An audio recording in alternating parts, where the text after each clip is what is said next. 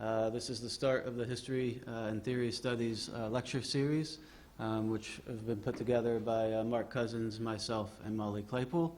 So we have 4 lectures in consecutive weeks, starting with Matthew Gandy, followed by Ross Adams, Tim Iveson, and Michael Sheringham. So these will go in the next 4 weeks over the course of the month.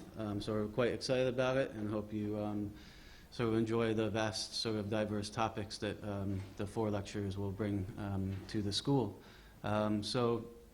With that, I would like to introduce Matthew Gandy. He's currently at University of College London teaching geography. He set up the Urban Laboratory at UCL in 2005 and was director until 2011. He has been a visiting scholar at Columbia University, Newcastle University, Humboldt University, as well as UCLA. In addition, he is the co-founder of Urban Salon, here based in London, which is a platform that connects urbanists throughout London through a series of events, talks, and lectures. He has also published quite widely, has done a series of quite a few books. First, one of the books he has done is Hydropolis. Another book is Recycling and the Politics of Urban Waste. And most recently, Urban Constellations, which was published in 2011. In addition, he's published quite a few essays, which I think most can be found on his website, but also in architectural journals such as Architectural Design and Society and Space. And in addition to that, right now, I believe hopefully he will touch upon these, but he's focused on 3 areas of research.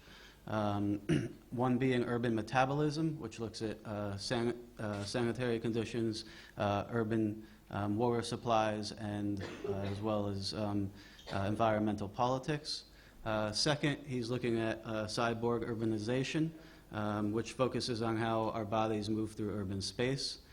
And thirdly, he's looking at cinematic landscapes, which looks at how landscapes and our cities are represented in visual arts, focusing on film and the moving image. So with that, I want to launch the History and Theory Studies lecture series. We're very excited to have Matthew start this series off.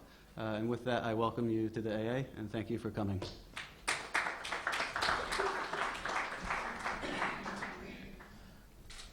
Okay, thanks very much for the introduction.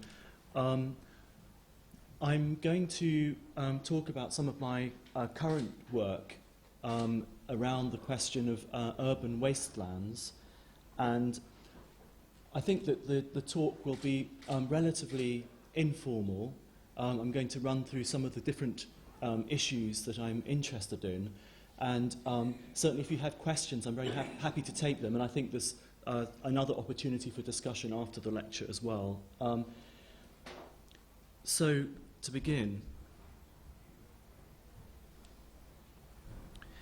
the book by Richard Mabey, The Unofficial Countryside, published in 1973, is in some ways an interesting starting point for thinking through the changing meaning and significance of urban wastelands.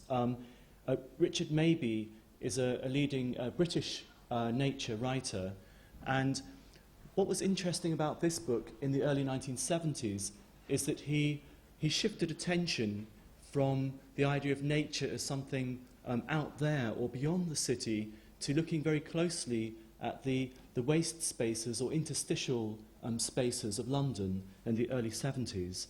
And he writes in this book, it is not the parks, but railway sidings that are thick with flowers.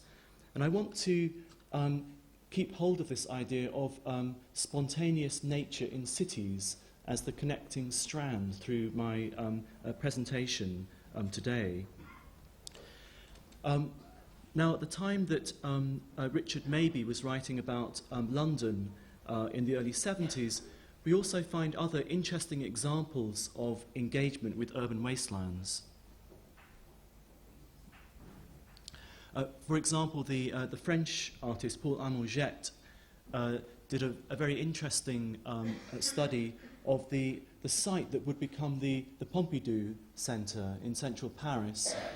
And what he did was catalogue the wild plants or weeds, as they're sometimes referred to, simply growing on this empty site, and produce this interesting artwork which essentially uses the scientific tools of ecology or botany, but in a slightly different or unorthodox context. And in fact, my first contact with this work by Paul Amorget was actually in the Pompidou Centre. It was one of the featured artworks there, and I was very intrigued by this. The Japanese architect Arata Izazaki has also explored the implications of void spaces or empty spaces, particularly post-war ruins, and reimagining how these spaces might be reconstituted. But I'm particularly interested, though, in how these empty or marginal spaces relate to wider urban discourses, not just in architecture and planning, but also in the visual arts and other fields. We can say that this interest in marginal urban spaces certainly predates the second half of the 20th century. If we go back to 19th century Berlin, for example, the artist Adolf Menzel recorded through his interesting realist works a whole series of interstitial spaces in 19th century Berlin, which remain, I think, very interesting points of departure for thinking about what Berlin might have really looked like during the middle decades of the 19th century. So we have, in a sense, a recurring interest through literature, art, and in later years photography, a recurring interest in these marginal spaces of the city, as if they might in some sense bring us closer to some underlying reality or underlying mechanisms within the production of urban space. But I want to hesitate for a moment over the terminology that we use in relation to marginal spaces. The word wasteland, I think, is very evocative, because it denotes both a sense that is physically useless or temporarily unused, but it also has profound metaphorical connotations as well. And if we look at the various words for wastelands or empty spaces, not just in English but in French, Korean, Japanese, other languages, we also find this complex association between the material and the metaphorical in relation to marginal spaces in the city. The Spanish architect Soler Morales Rubio introduces terrain vague, which has also been widely used in urban writing and architectural discourse. Another widely used term is a brownfield, and this, for me, has a particular utilitarian connotation, because it tends to suggest that these sites are devoid of aesthetic or cultural interest, and is counterposed with the green field, for example, within urban policy discourse. So we have really a range of potential terms or concepts that we can use in relation to marginal spaces of the city, and I would suggest that a very useful starting point is to think through these different terms and also reflect critically on the terms that we are actually using in relation to these spaces. By the way, can you hear me at the back? Is it okay? Yeah, okay. It's very hard to tell over here.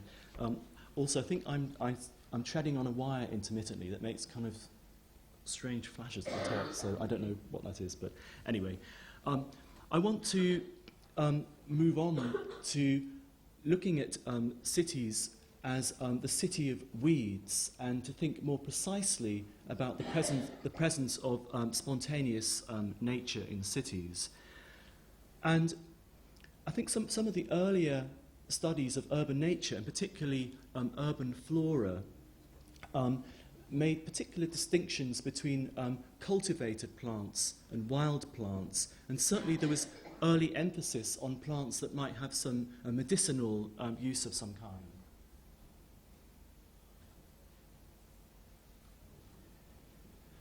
So this is a study by Piton Tournefort of the plants in Paris and the surrounding area from the late 17th century. A very detailed study, and much earlier than many of the more recent works that we might be familiar with in relation to the growth of urban botany.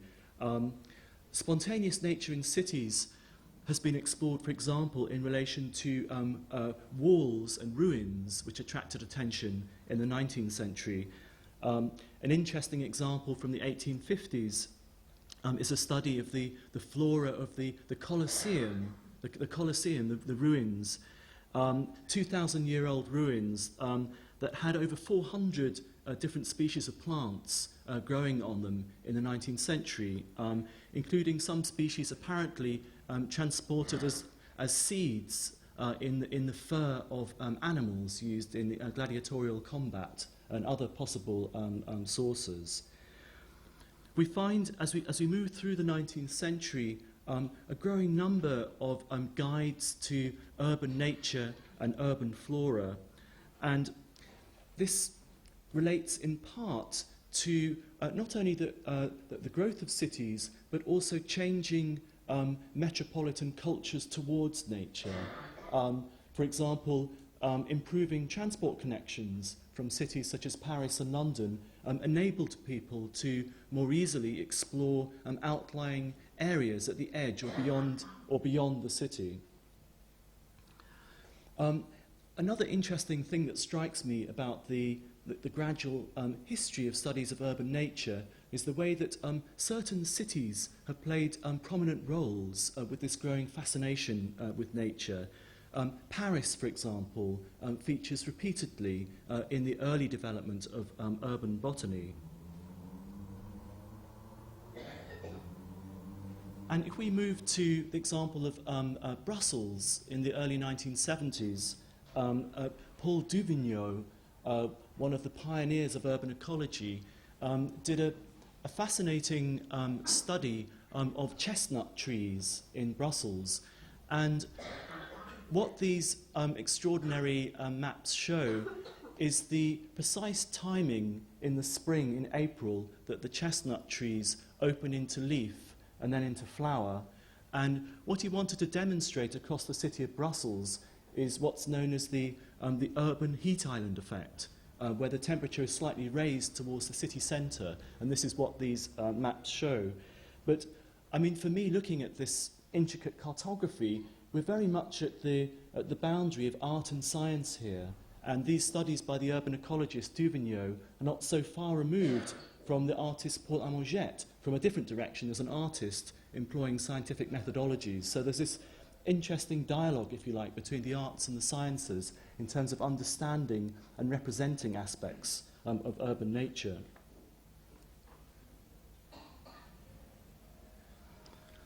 Perhaps the most detailed studies that we have of any city in relation to urban nature and urban flora in particular relate to the former island city of West Berlin and the work of a botanist, Herbert Zukop, who's now in his 80s but still actively involved in botany in Berlin. And really what happened in relation to the island city of West Berlin really brought together several interesting strands.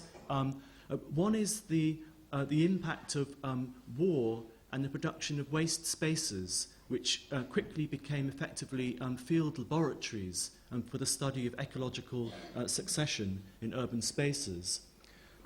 Furthermore, because of the geopolitical division of Berlin, most of the botanists in West Berlin could only study their own island city, so they began to know virtually every plot of ground in intricate detail. So we have a whole series of very detailed reports and studies emerging from West Berlin.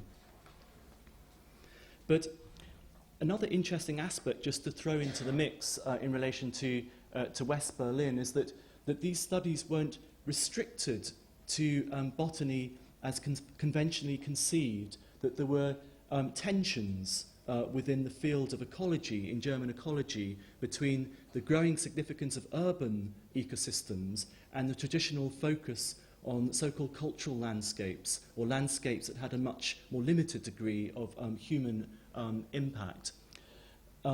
Also, many of these urban ecologists in Berlin sought to protect wastelands from processes of urban development, so they became more closely engaged with what we might term ecological politics, or the alternative list as it evolved within the island city of West Berlin. So even within the sciences of ecology itself, we can find these emerging tensions between different approaches around the aims and methodologies of science.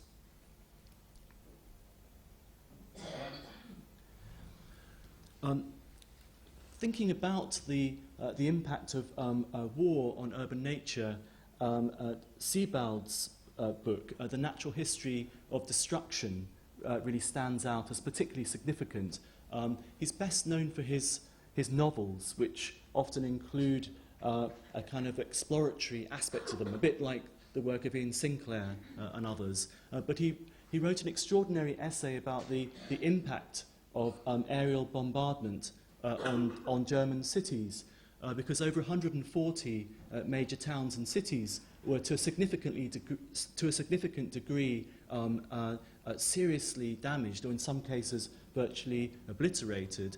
But these sites in the post-war period became a focal point for scientific interest, not just Berlin, but Kiel, Bremen, and many other cities.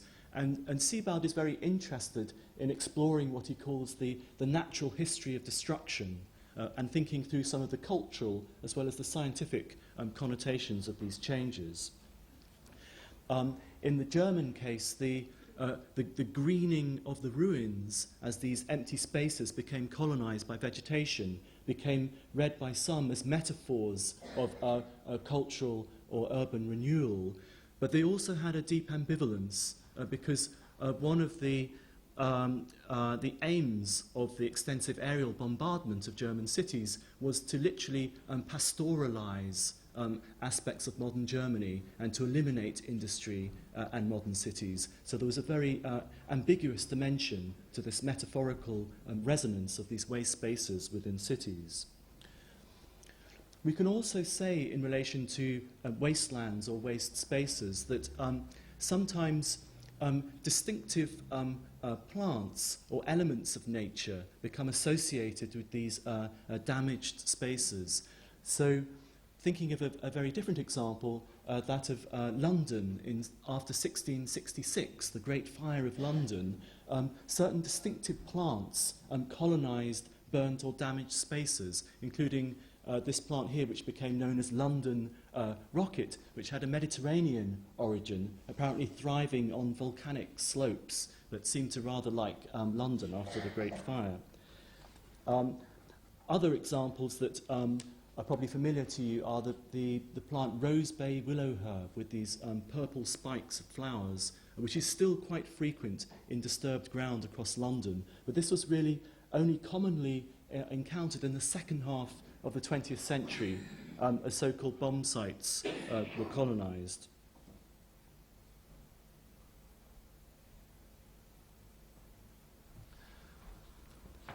Berlin, I think perhaps more than any other city, has served as a kind of field laboratory for the study of urban ecology.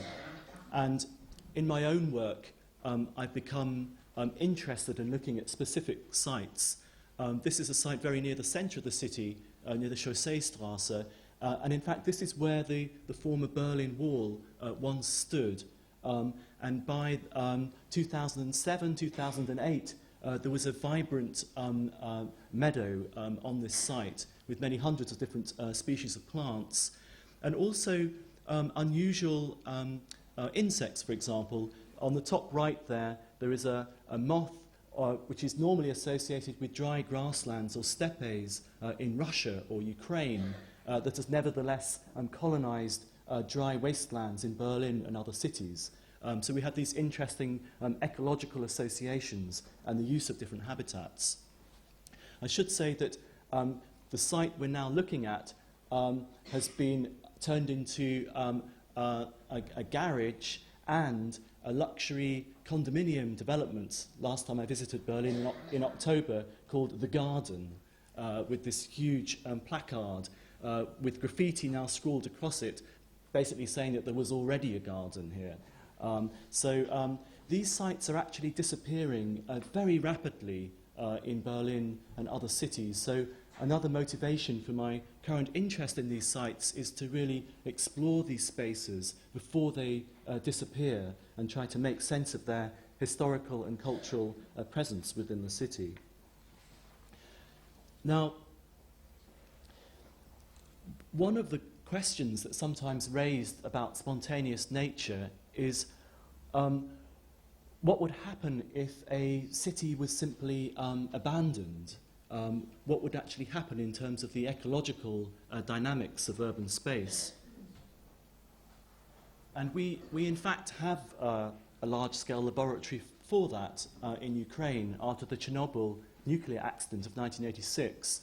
And there are many interesting photographs of the city of Pripyat, which essentially depict an abandoned city which has essentially reverted to nature with urban forests appearing across the city.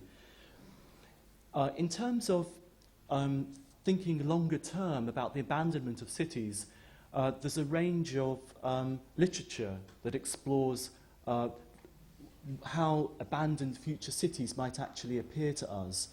There are interesting studies of London, for example, suggesting that within even a relatively short space of time, that roads and streets would be broken up by tree roots breaking the surface of the ground, that fires caused by lightning would burn uncontrollably, flood defences would be breached quite quickly, and over perhaps 200 years, the foundations of larger buildings will begin to tilt on London clay and silt as water levels began to rise and so on. So there are these avant-garde or science fiction scenarios that explore what might happen to a major city if it was simply left to nature. But returning to contemporary spontaneous nature as it really is, one of the themes that I want to think about is the question of the aesthetics of spontaneous urban nature and how this might relate to wider discourses of urban design or urban planning.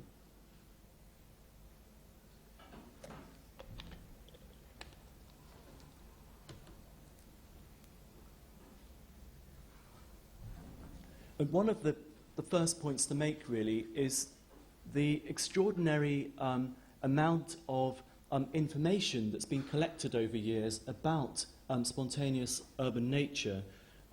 This is the Atlas of the Flora of London, produced in the early 1980s. There's a new one, apparently, under production that will be significantly different from the early 80s because of the many hundreds of new species that have colonised London and other changes in the London flora. But among the points I want to make now are that these large-scale studies of urban space rely on a combination of professional scientific expertise, but also amateur expertise as well, that hundreds of amateur botanists send their records and observations to enable these large-scale projects to be produced. Paris also features very prominently in terms of these contemporary studies of urban nature. Interestingly, this atlas of nature in Paris, it includes compendiums of scientific knowledge, but also these interesting small essays about the meaning and significance of spontaneous nature in relation to urban design and wider urban discourses as well.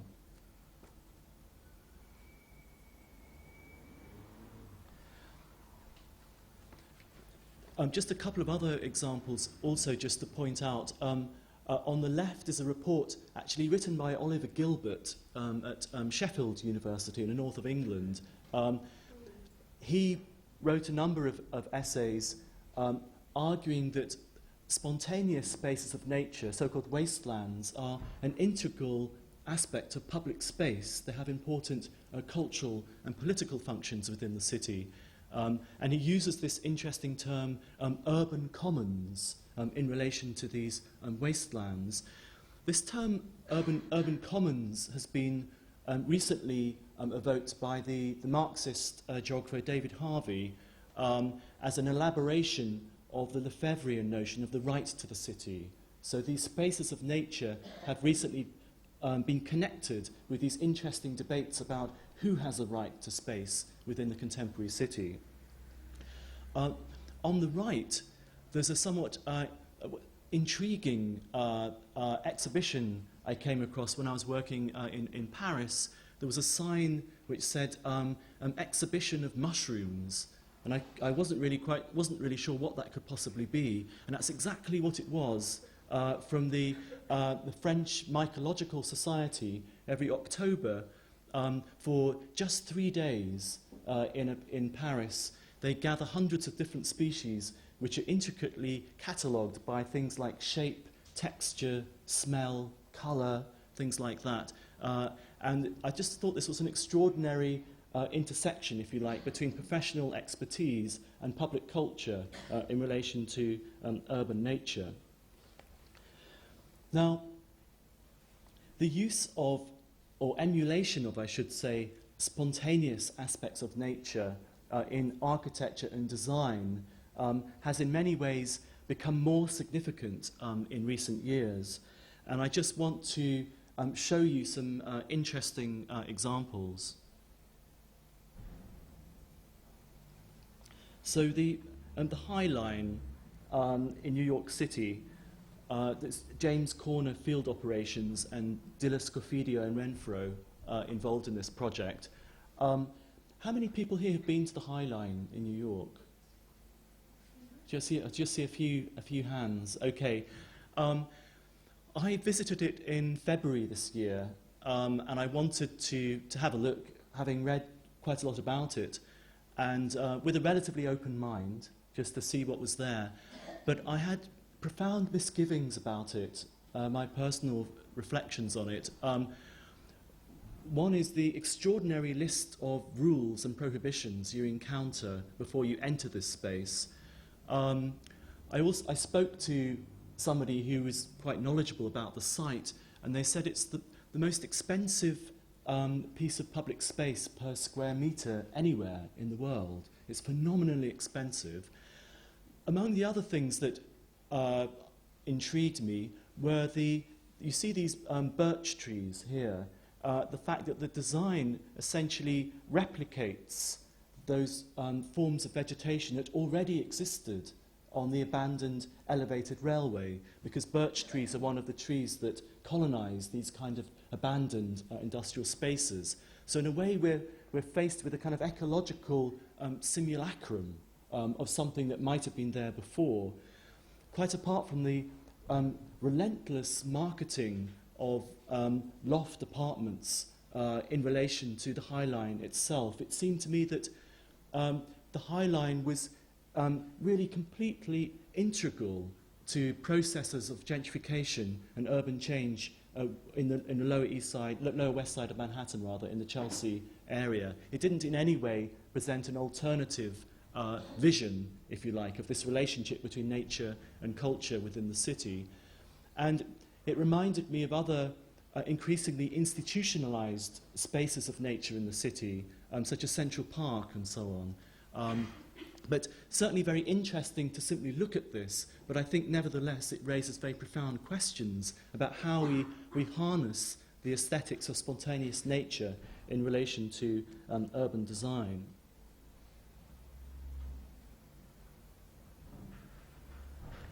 Another intriguing example of an empty space incorporated into urban planning and design discourse is the disused Tempelhof airport in Berlin, where the spaces between the abandoned runways have developed into meadows colonized by specific species of birds that are relatively rare now because of agricultural intensification, but they've actually found these spaces ideal for building their nests within the heart of the city. And the interesting thing about the Tempelhof site in Berlin is that over a period of years, the ecological public space arguments gradually won out over the urban development arguments. And it's still a slightly fragile state of play, but it illustrates that if you like, the balance of argument can shift over time in relation to specific sites, and it forms another facet of change within Berlin.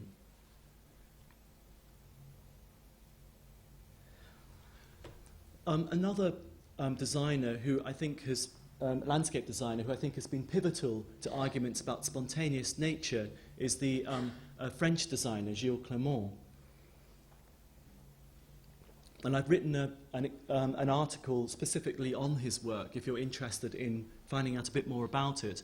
But essentially, Clément, since the 1970s, has really been pioneering an interest in using the spontaneous dynamics of waste spaces or fallow spaces in terms of urban design and urban planning, particularly in relation to parks. So the former car plant, the Citroën car plant site in Paris was the site for a major park commission, and Clément was able to build some of these wild spaces into the park. But one thing that I went with a friend actually to see this site, and her initial comment was, "There's nothing here," because if you like, at first glance, it appears that nothing has really been done in a design sense. And I think what's rather interesting, though, if we look at the work of Clément, is that although the rhetoric is about the spontaneous dynamics of nature, nevertheless, there is an element of design in terms of certain basic ecological management approaches to the site, or sometimes even hidden engineering aspects, such as the drainage of the site and other aspects. So to say that these sites are not designed at all, I think is slightly misleading, but they do fundamentally alter the dynamic, if you like, between design and non-design. Another site that I found especially fascinating in Lille, in northern France, is the park Henri Matisse, next to the major Eurostar development.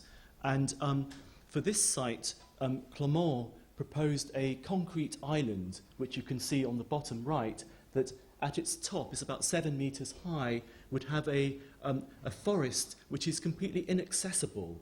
So it's a part of a park that no one can enter, and the inspiration for this, what he calls Derbrand's Island, is a forest in Switzerland, the Derbrand's Forest, which remains one of the last forests in Europe, which apparently has virtually no human impact at all because it's so inaccessible. So he's taken this motif, if you like, of the primal forest without human interaction, and then tried to recreate something similar in the heart of a northern European city.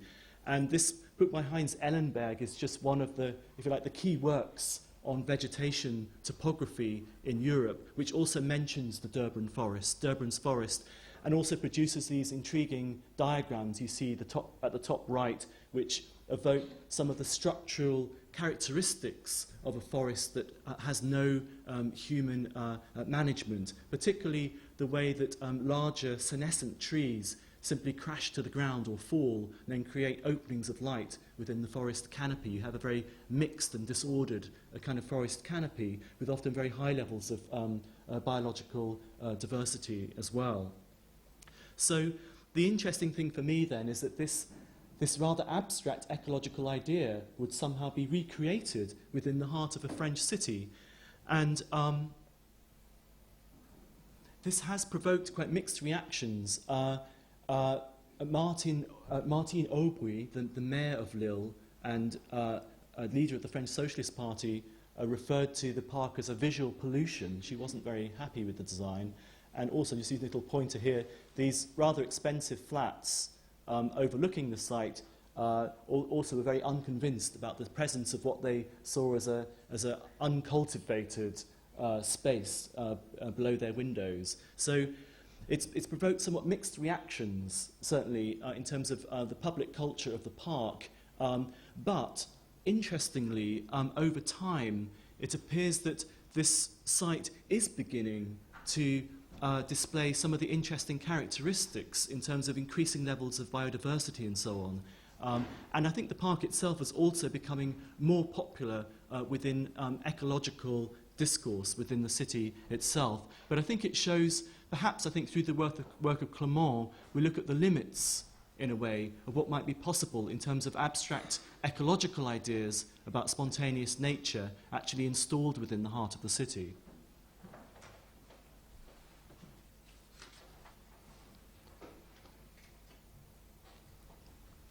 But this question of the aesthetics of urban ecology, I think, poses some interesting dilemmas.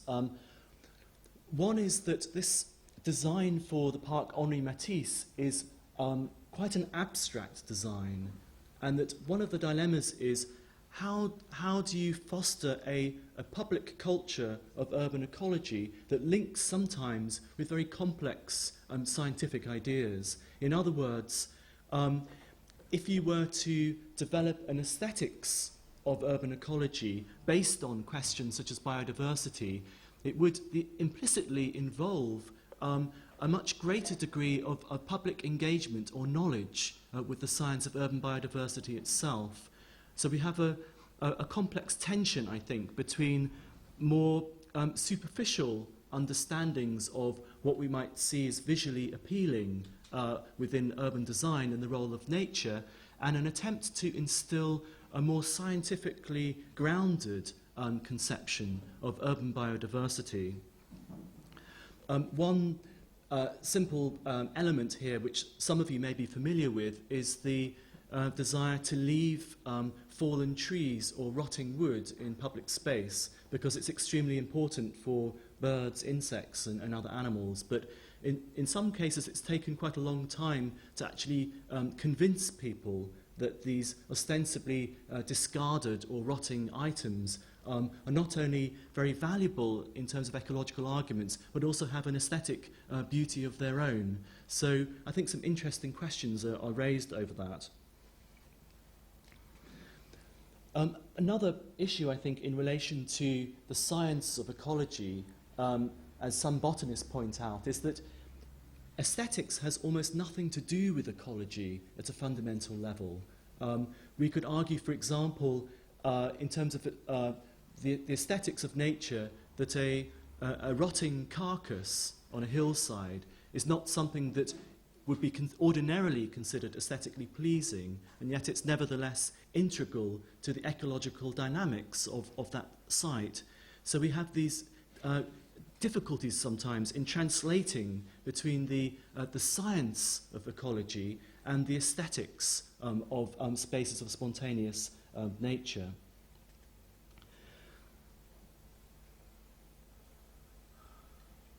I want to think now about some of the cultural responses to wastelands or marginal spaces within the city. And I think one of the points to consider is the diverse origins of void spaces within cities. I've mentioned the effects of warfare earlier.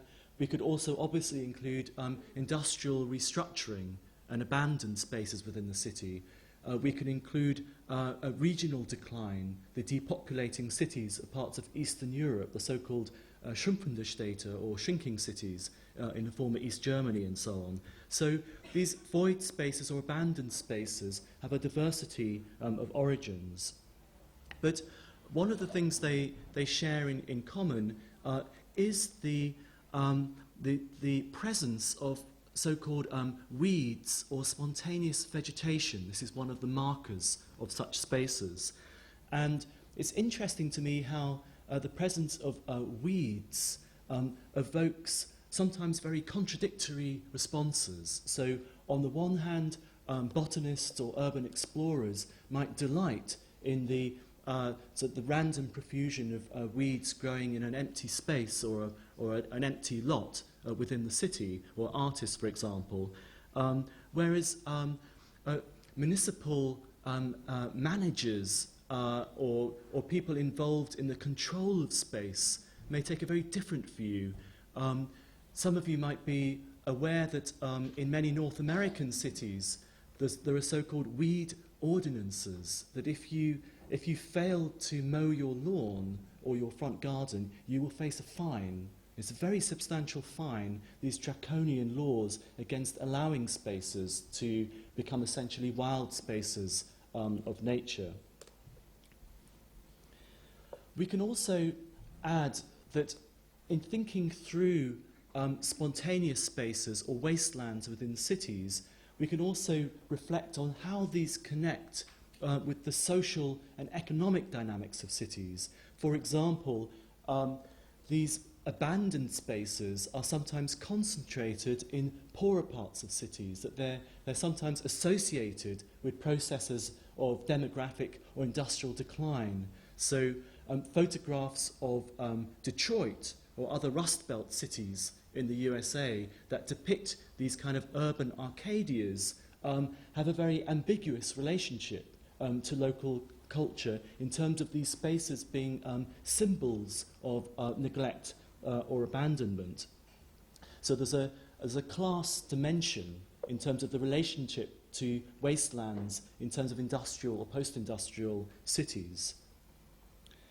There are also questions of gender at play as well. I'm very struck by the fact that most of the artists or filmmakers and writers as well who engage with void spaces or waste spaces are men. And there's something here, I think, to be said in terms of the gender dimensions to urban exploration and anomalous spaces within the city. And there may be many different explanatory aspects to this. It may relate to earlier arguments in art history about the predominance of male painters in relation to the landscape genre and the specific social or cultural circumstances that might have contributed to that. But nonetheless, there does appear to be a gender as well as a class aspect to the presence, or if you like, the celebration of waste or void spaces within the city, which is interesting to consider potentially. But having said that, I would broaden the argument to say that there are other facets at play here. The extremely interesting film directed by Andrea Arnold, Fish Tank, she originally grew up in North Kent, and the estuarine landscapes at the edge of London have been an important influence on her work. Andrea Arnold's film Fish Tank, which is focused in and around Rainham on the eastern edge of London. Has anybody seen this film, by the way? Aha, okay, I strongly recommend it. It's a very powerful depiction of a community cut adrift to some degree within contemporary London, both socially and economically. And there's one very telling cinematic interlude where the family ensemble go for a short drive to a hidden space of nature. They have to go past a hole in an iron fence, and there's a patch of waste ground by a river, perhaps owned by a water authority or a company. It's not necessarily made clear, but in this moment they're transported from this essentially urban malaise to this kind of a tranquil oasis. And the director, Andrea Arnold, does one of her characteristic cinematic motifs here of focusing the camera for several seconds on one very precise aspect of nature, a damselfly, a blue damselfly, a bit like a dragonfly on a leaf, that captures the attention of the cinematic protagonist just for a moment. So this attention on very specific detail. But this, I think, is a very interesting cinematic motif, the idea of a vernacular landscape and its role within the narrative structure of the film. There's an earlier film, This Sporting Life, from 1963 that uses a similar motif in British cinema, and there are other examples we can point to. But I'm very interested in the way the anomalous spaces can play a kind of a catalytic or inspirational role in relation to visual culture. And I just want to mention a few interesting examples. The study by Gordon Matter Clark, Fake Estates from the early 70s, is something that you may know about. Incidentally, one of the few copies in London of a recent exhibition catalogue about his works is held right here at the AA, so that drew me to your library. Matter Clark was interested in seemingly unsaleable and unusable spaces within the New York property market. And he decided to go to these auctions. Notice this marvellous typeface from 1974 here on the left. So he decided to go to one of these auctions and buy some of these unusable spaces and then base a project around this. For example, at the back of garages, slithers of space that were perhaps impossible to use for any obvious purpose.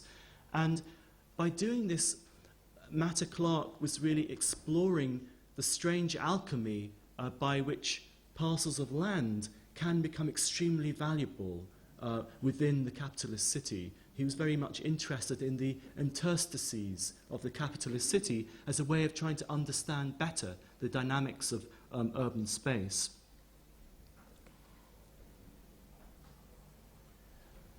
Another artist whose work I think has rested very much on close observation of urban space is Hans Hacker, whose some of his earliest works in the top right there, called Bowery Seeds, I think it's from about 1969, just a patch of bare earth observed over time to see how seeds and plants might spontaneously colonize this site. But Hacker, in some of his later works, particularly The Real-Time Social System from 1971, is a really remarkable piece of work based on very straightforward observation of urban space.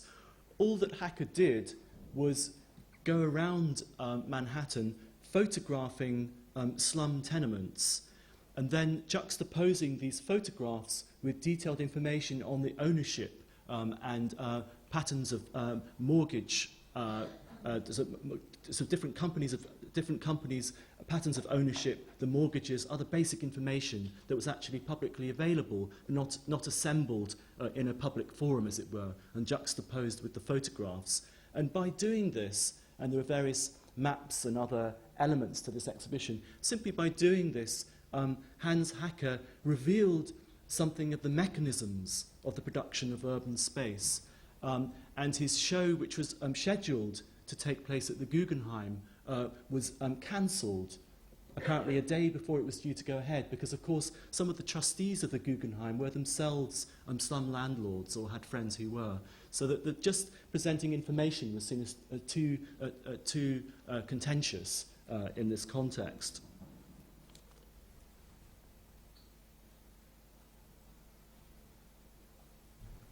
I mentioned Paul Almonget at the start of the presentation. Among the works that he has done, which I think are very interesting, is the Exoticism as Banality project from 1980, based in West Berlin. And all that Jet did for this project was actually walk around Berlin and take photographs of plants or shrubs which were not native to the Berlin-Brandenburg region. And he demonstrated the extremely significant presence of these, what he ironically refers to as exotic trees and shrubs within the urban landscape. But this panel, this series of photographs, is actually aimed at a more serious debate about nativism in landscape design and landscape aesthetics, that by presenting the ordinariness, if you like, or the banality of the exotic within urban space, the work of Jet presented a profound challenge to some of the existing ideas within German landscape aesthetics and landscape design. Within, I should say I'm a geographer, within my own discipline of geography, this theme has been picked up in a very interesting way within German geographical debates.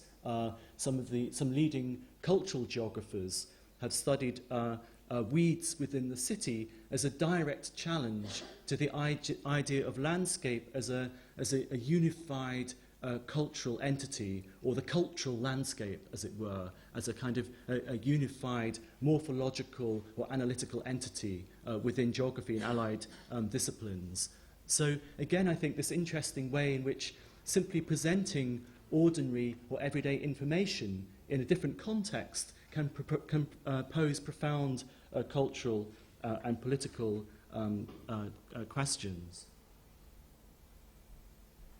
And finally, a Catalan artist, Lara Amalsegui, whose work I've admired for some years now, she did a project, incidentally, on the site of the 2012 Olympics, recording the sites before their erasure.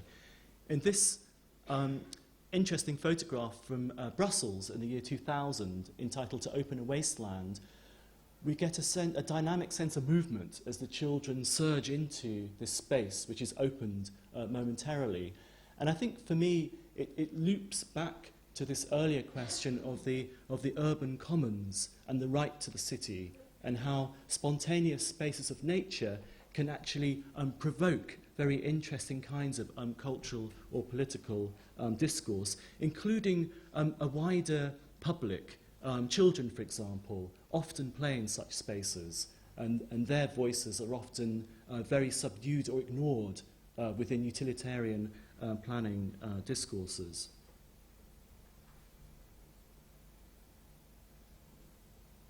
Yes, I think I just had one quick slide I just added very quickly before I began.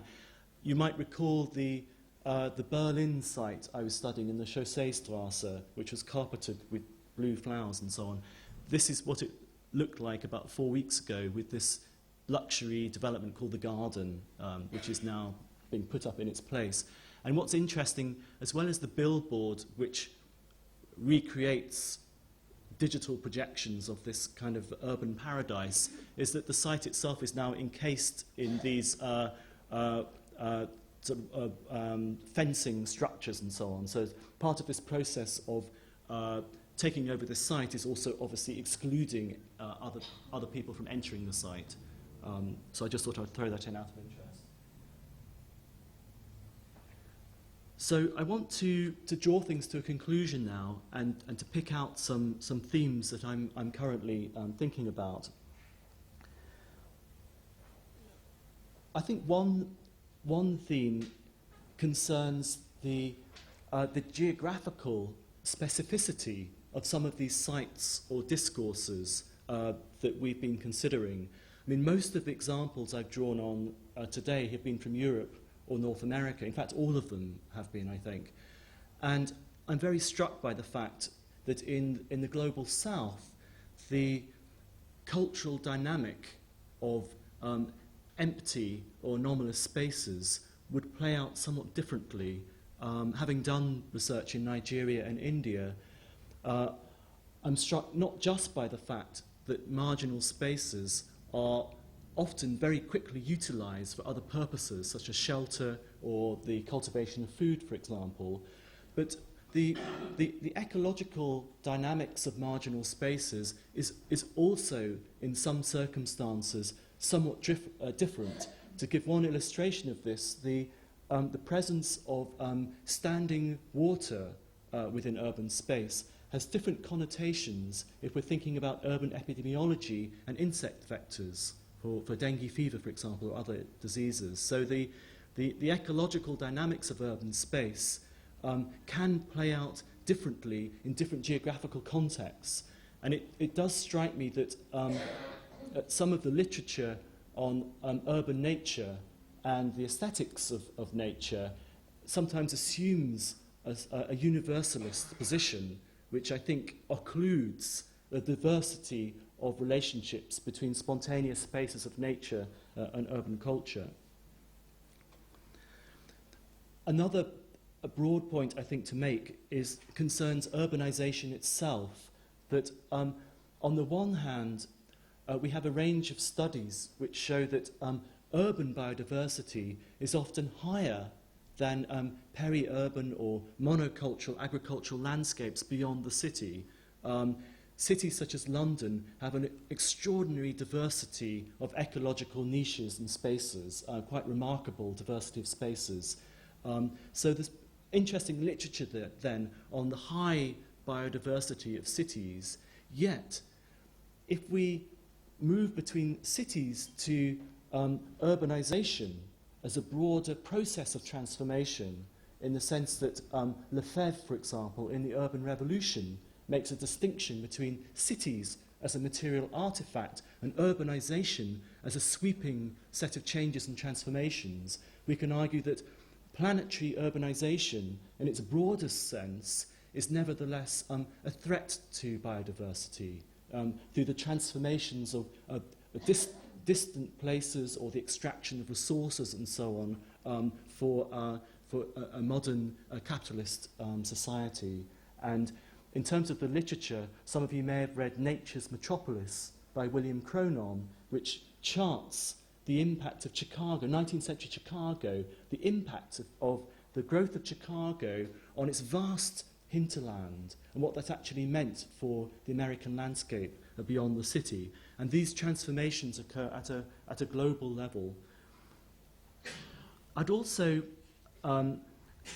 add, because I've used the term ecology and urban ecology quite frequently in today's presentation, that there are enormous tensions about how the term ecology is actually used in urban discourse, whether it's a metaphorical veneer for theory or policy, and that applies to Marxist positions, such as urban political ecology, I think sometimes, just as it does to some of the more utilitarian or even neoclassical approaches. So this term ecology is complex in terms of its articulation with public culture and public policy. And I think one of the things that I'm interested to do in my own work is to take ecology much more seriously, to really understand the latest scientific developments and how they might actually intersect with interesting debates in architecture, art history, geography or other fields, really getting beyond some of the more, if you like, superficial applications of ecology within urban discourse. But in saying this, we're faced with a dilemma that, that scientific research at the moment, particularly within the biological sciences, is moving away from the scale of the organism or interactions between organisms towards the molecular level. So this molecularization of science in the terms of the frontier of the biophysical sciences, as it's seen from a scientific perspective, is in tension with the idea of having a reinvigorated ecological science. And that's one of the things I'm picking up from looking at some of the scientific literature in ecology, a certain anxiety that at the moment we need ecological insights. It's nevertheless becoming slightly marginalized within scientific discourse. And really perhaps just my final point I want to leave you with is why wastelands? I mean, this is a question sometimes posed to me. Why should I be interested in these anomalous or interstitial spaces? And I think for me, these spaces are interesting precisely because there's a fluidity to them, not just in terms of their biophysical dynamics, but also in terms of their potential social, cultural, or political appropriation. That these spontaneous sites of nature are, I think, in a very material as well as a metaphorical sense, islands within the city, and that's why I'm interested in looking at them. So thank you very much.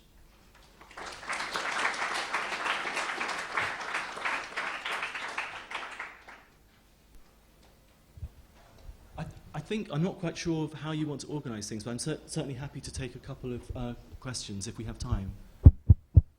Should we put the lights up if we can?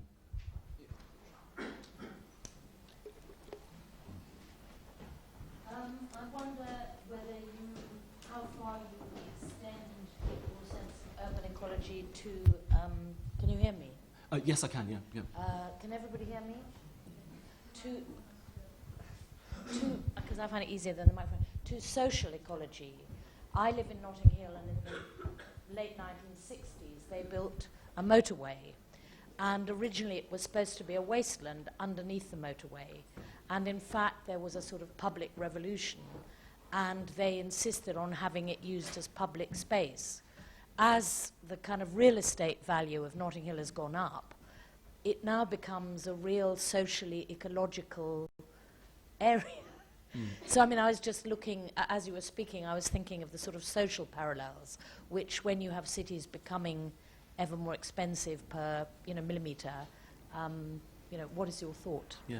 Well, I mean, I think you pose a really interesting question. I mean, probably most people here are familiar with guerrilla gardening and efforts to bring flowers or vegetable to cities in spite of planning restrictions or whoever owns the site, things like that. Even in a very small way, just if you see sometimes trees planted in the pavement, that people sometimes try and cultivate flowers or other plants just around the base of the tree.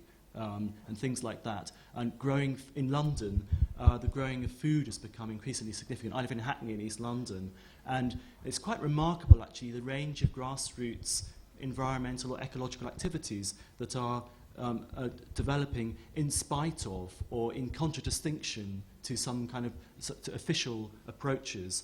And this engenders its own set of tensions because in Hackney, I'm a member of a thing called the Hackney Biodiversity Partnership, which I joined initially simply because I'm interested in urban ecology, but then realised that it becomes part of a research project that I'm immersed in myself, because I'm taking many more notes than other people might be in the meeting, and I'm completely fascinated with all of the debates about it. But just to give a very simple illustration of some of the unexpected dynamics, Haggerston Station in East London, they had to rebuild part of the banks by the side of the tracks, and by mistake, instead of soil, they used rubble, construction rubble.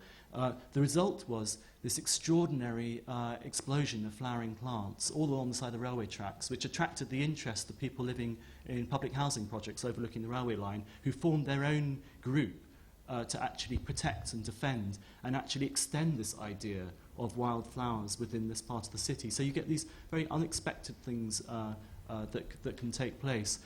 But, I mean, we obviously don't have time to discuss it now in much detail, but the Olympic Park, again, uses, a bit like the High Line in New York, these incredibly, to my mind, incredibly extravagant reconstructions of elements of nature that existed anyway within many of the sites that have been obliterated, that the artist Lara Amalsaqui was interested in. So, yes, an important point, and I think it connects with so many different things going on in London and other cities.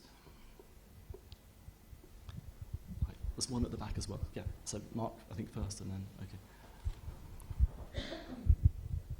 I was just wondering, when you come to talk about people's perception of certain things in the city as wasteland, I mean, it seems to me that the description has to, in some sense, take into account, I'm not quite sure what to call it, but let's start off by calling it a certain kind of aesthetic.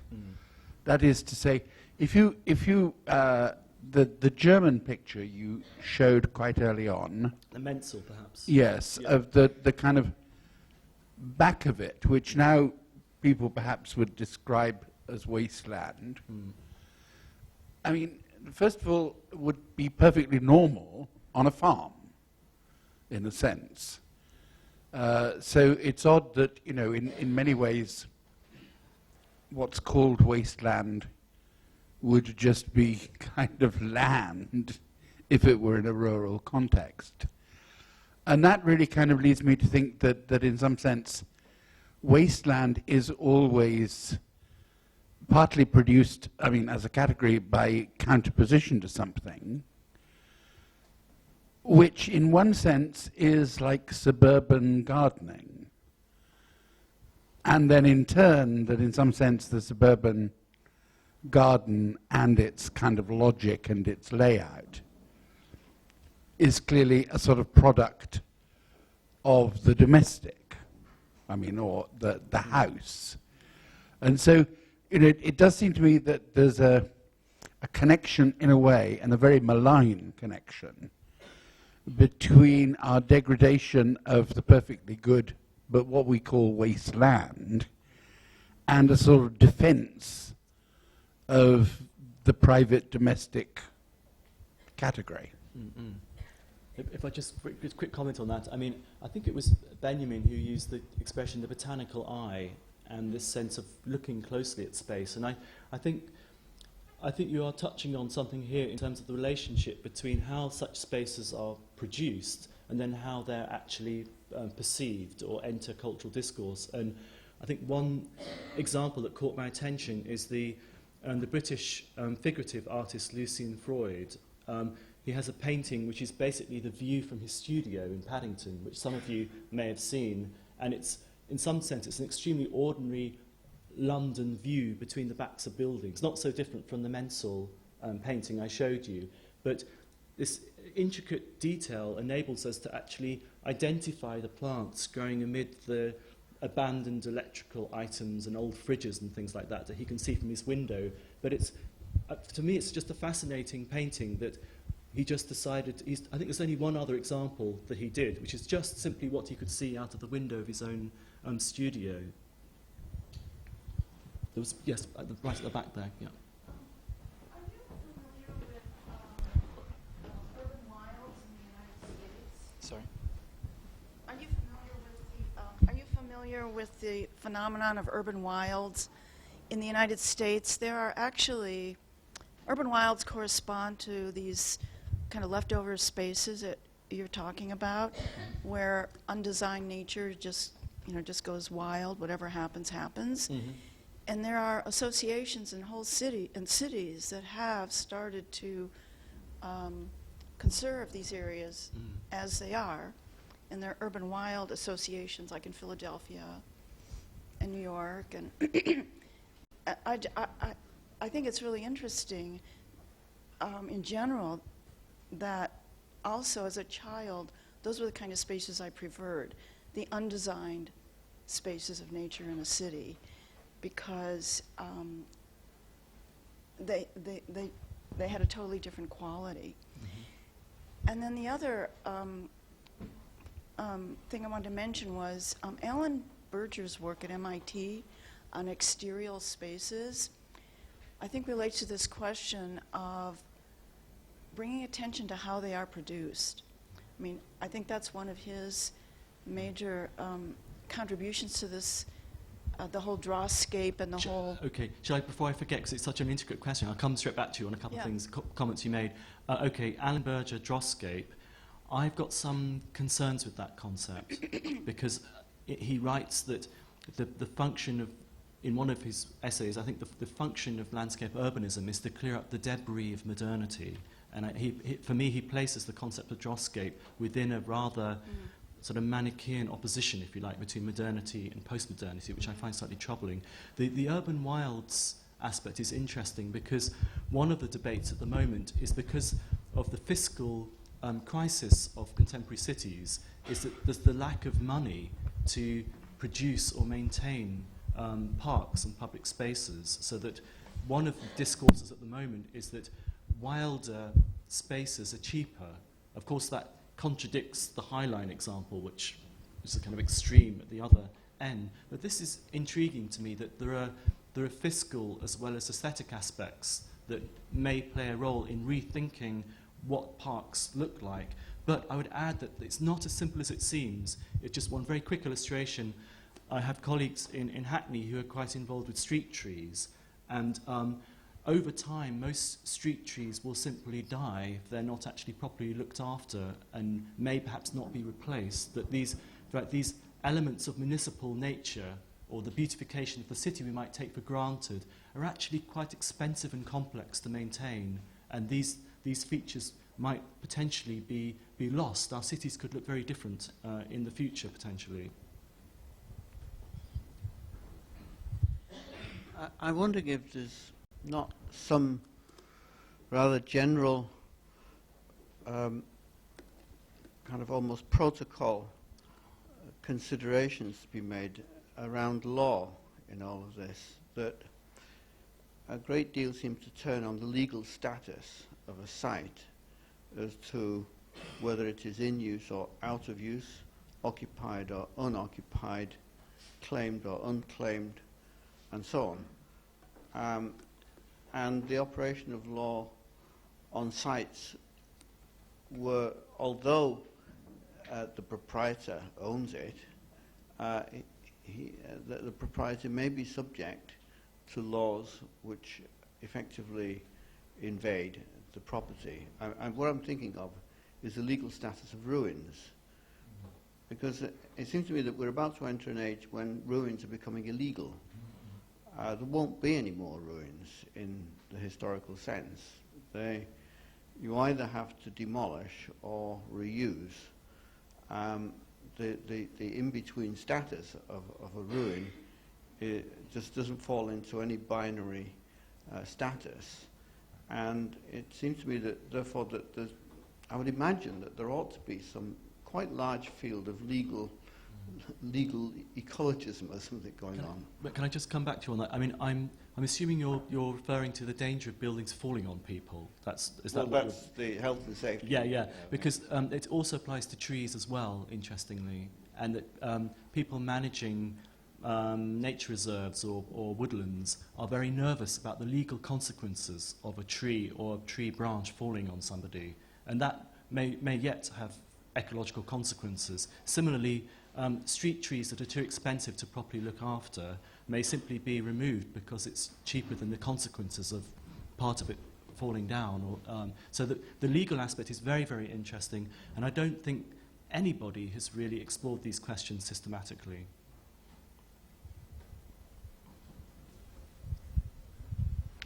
Do we have any more questions?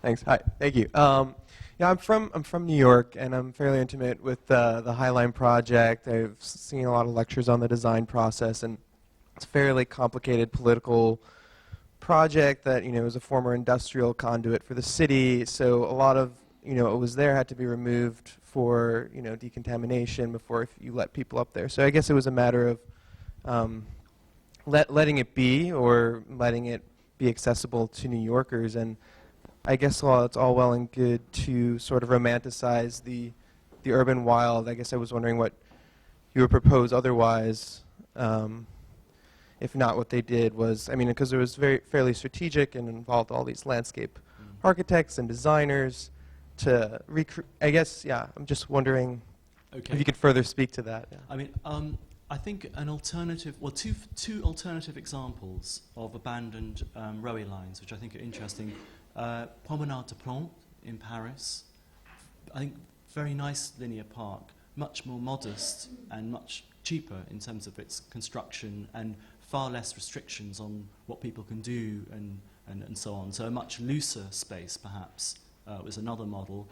And yet another model in Berlin, the Südgelände, which is a section of railway tracks which was taken over as a kind of community parkland project in a wild state, as a space of wild nature, and has since been afforded some degree of protection in that sense of being simply a community ecological project with allotments and other things. So I think faced with such spaces or relic spaces within the city, I think there are different possibilities of what to do with them. That would be my feeling on that. Can I ask one more quick question? I love the fact that you're a geographer and you can look at all the contradictions and what you call the tensions in different positions. But when you're a designer, you end up having to take a position. And I often find that in projects it's very hard to embody the kinds of contradictions and tensions that you and your research can bring out. my quick answer to that is that I think there are some designers who've achieved that, and I mentioned the work of Gilles Clément earlier in the presentation, and I'd really recommend those of you who are interested to have a closer look at some of his projects, because I think more than any other designer that I'm aware of, he seems to have come quite close to really taking seriously these contradictions and trying to work with them in a productive way within the contemporary city. So for me, it's a really fascinating alternative approach that he's developed with some of his projects.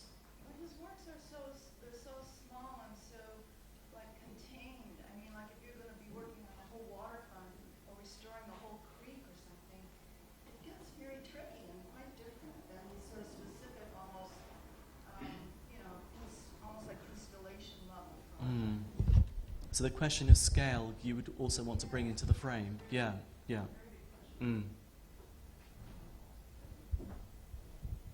I mean, sorry, just a quick thought in response to your question.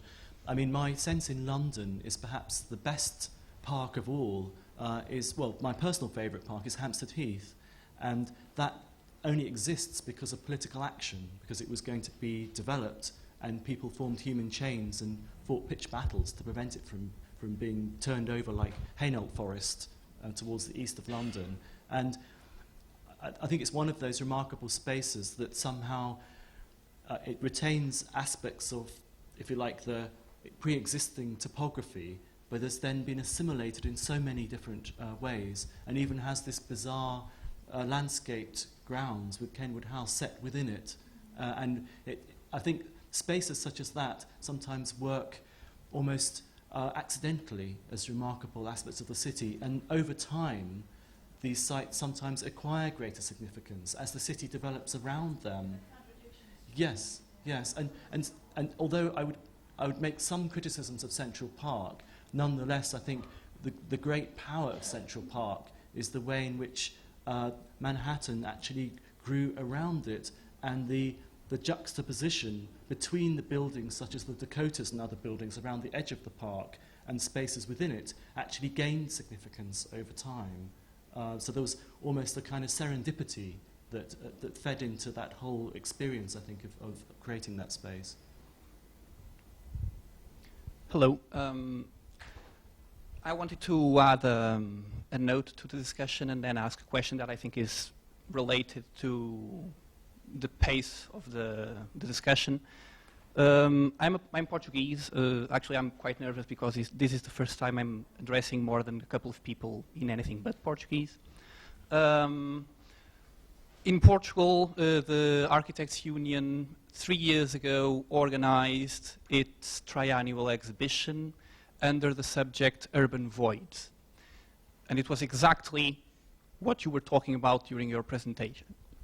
Now, what the exhibition tried to show is in how many ways architects can make real estate developers make money out of destroying the urban voids. So I thought it was extremely interesting that was the official approach by the political structure that represents every architect in the country, how to wipe all of them out.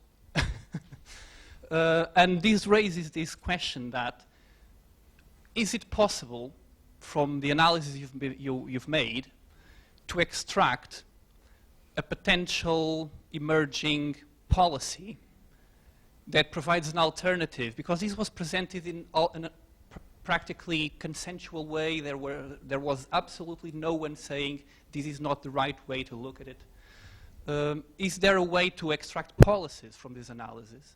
And regarding this matter of scale, how to convince people to look at it in a different way? And is it even possible inside the nature of the capitalist development of the city to do so? Well, in a way, that brings me back to my closing remark about these spaces as being islands, essentially. That they're disconnected or in contradiction with the prevailing dynamics of the city. But I think it's an extremely important question you raise. And one of the things that strikes me is that I mentioned the question of aesthetics and how previous knowledge, let's say, of botany or entomology would potentially enhance the aesthetic experience of encountering such spaces. And there's an interesting dilemma here in terms of how you connect aesthetics with public culture, and that if everybody in London was a dedicated botanist, let's say, hypothetically, space would be regarded profoundly differently, and different values might be placed on such spaces. So there's something, to me, very interesting about the relationship between, if you like, the science of ecology and the pleasure of the aesthetics of space. But I think that attempts, if you like, to protect such spaces through sort of a proxy valuation or the extension of economic valuation models and things of that kind just don't work. I think it just doesn't help us to really advance the discourse in terms of, if you like, rethinking the relationship between nature and public culture in cities. So in a way, I'm not surprised by the outcome of the professional conference, but I'm very interested to hear about it. So thanks for raising it. Do we have any more questions? One last observation. About play, children's play especially. It was a very personal thing. I cannot imagine being a child in London. I grew up in a town that was full of slaggings and gaps and unbuilt places, ruined places. Sorry, I'm asking about play. It seems to me there's some relation to be explored between everything that you've said and what we've not spoken about, which is the place of children. I mean, we talked about the encroachments of weeds and insects and so on, but in a funny kind of way, children are also sort of infiltrate across these areas. They climb over fences and so on. And I don't know, it's an added factor that you need to build into whatever evolving sort of project you've got. Sure, I agree that spaces of creativity and imagination, and I think I may have mentioned children in passing, but I think it's definitely part of the broader picture of understanding the potential richness and the significance of such spaces, definitely. Okay, if there's no more questions, I think we'll wrap up there, if there's any left. All right, well, thank you, Matthew. It was a very informative talk, and you've given us quite a bit to think about. So thank you very much, and thank you for the audience for the participation.